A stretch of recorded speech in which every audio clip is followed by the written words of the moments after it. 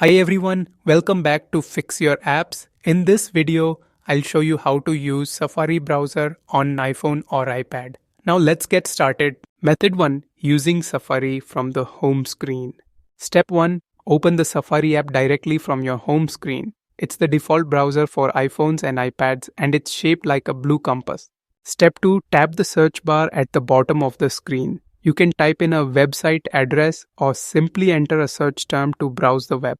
Step 3. Use the back and forward buttons located at the bottom to go to the previous or next page as you navigate. Step 4. Tap the share icon to bring up a menu where you can bookmark the page, add it to your home screen, or save it to notes for later. Step 5. Tap the tab icon to see all the open tabs in Safari. You can swipe between tabs, open a new one using the plus icon, or close the ones you no longer need. Step 6. When you're on a web page, tap the AA or the three dots in the corner.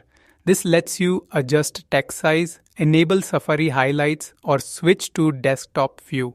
Step 7. On the start page, tap the edit button to customize what you see like favorites, shared content, or recently closed tabs. Method 2. Safari settings in the Settings app.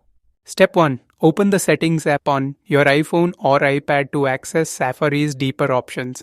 Step 2. Scroll down and tap on Apps, then scroll again and tap on Safari from the list of installed apps. Step 3. Here you can change your default search engine, enable autofill, block pop-ups, and choose how the tab bar looks.